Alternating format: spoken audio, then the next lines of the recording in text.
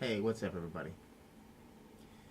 Now, I'm going to make a response to my last video, seeing as I actually got a comment on it, and I wasn't even expecting to get even one comment, let alone any views. So I'm going to make a follow-up video here and talk about the whole Parkland shooting and the gun control issue. Now, they have this kid who's obviously he has some kind of mental problems. He goes into this school and he, kills 17 people with an AR-15.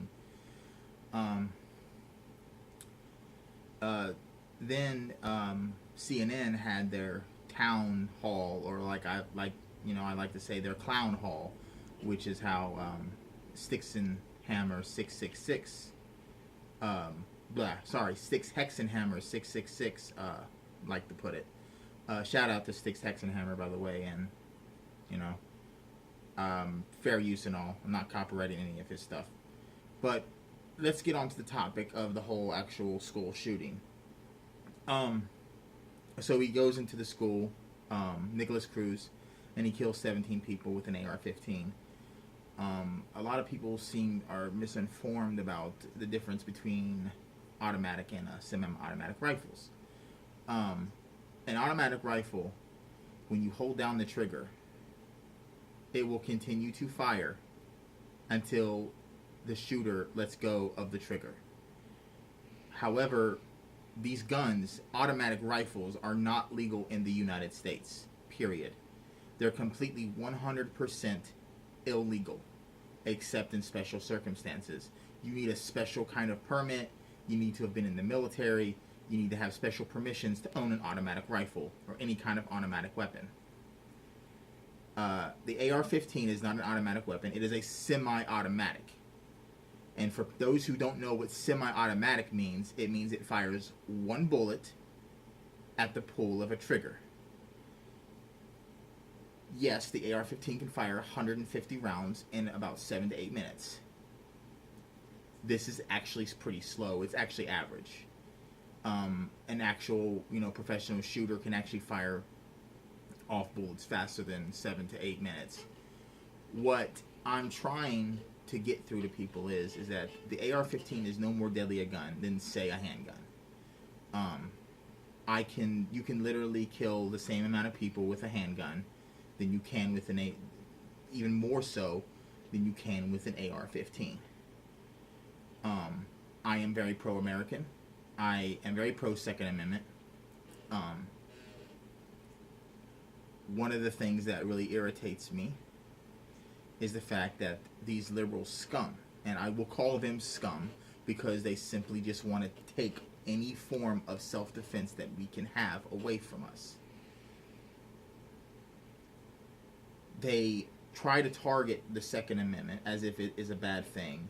They use all kinds of excuses like, oh, the Second Amendment was only for muskets. No, that's complete ridiculousness, because the Founding Fathers were very, very intelligent men. They knew that as time progressed, the technology would get better. They knew this. The purpose of the Second Amendment was not to go hunting, though they did a lot of hunting back in those days. It was not to defend against burglars. There wasn't really that many burglars back in the day. I mean, there were, but that really wasn't the main concern of why they put the Second Amendment in. The Second Amendment states, and as follows: a well-regulated militia, being necessary to the security of a free state, the right of the people to keep and bear arms shall not be infringed. Who are the militia? The militia are as defined. There are several quotes from several Founding Fathers. I do not have them here with me at the moment. I will make a follow-up video and tell you the quotes of the Founding Fathers that said these things. But the militia is the people. The entire body of the United States, every single citizen of the United States of America is the militia. The purpose of the militia is, in the case of a tyrannical government, if a tyrannical government were to ever take the place in the United States, the people would be there to stop it. That is why the Founding Fathers wanted the citizens to be armed and ready to defend their freedom, as they did against the English. When a tyrannical king overstepped his bounds and started overtaxing people, the whole purpose of the Second Amendment, when they founded it, was to give the people a fighting chance. That was why the American Revolution took place. Now, Trump is actually talking about, they say that he's talking about raising the gun age. I actually don't believe he's going to. I think it would be more beneficial to have actual teachers armed, trained, and I think it needs to be a part of their actual training when they teach. I think being a teacher, you should be trained how to use a gun, and you should be trained how to respond to crisis situations. And as the case with the Parkland high school, sorry. It's extremely irritating when, as soon as a shooting happens, the first thing they talk about is trying to take everybody's guns away, as if a law-abiding citizen really, like, what does it have to do with law-abiding citizens? So some whack job goes and kills a whole bunch of people, all right? The gun isn't the problem. The person that killed them is. Guns don't kill people. People kill people, okay? If a person had went into a school and started cutting up people with a knife and still killed 17 people, would you start saying take all knives away? No. You wouldn't. Because that would be absolutely ludicrous. Same goes for cars.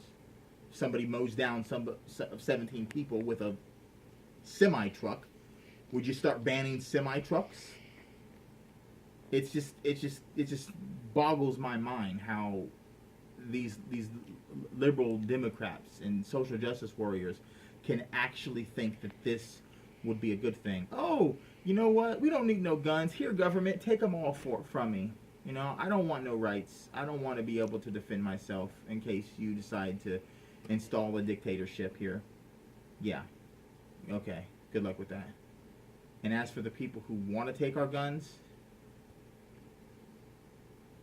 come and take them.